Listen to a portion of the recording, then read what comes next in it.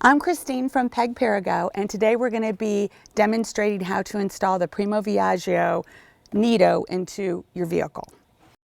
The first thing is you're going to want to make sure your vehicle is parked on level ground. To access the latches, pull down the door, press the red buttons, and pull the latch out, and then shut the cover. Then unfold the load leg from underneath the base, and it'll engage into place.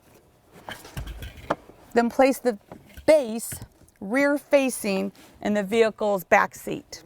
Check the level indicator at the top of the base, and it's going to tell you where you need to be according to your baby's weight.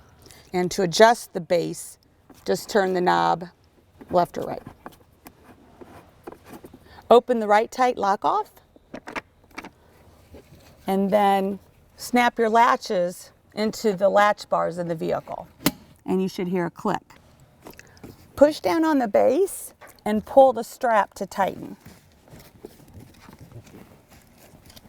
Then close the right tight lock off.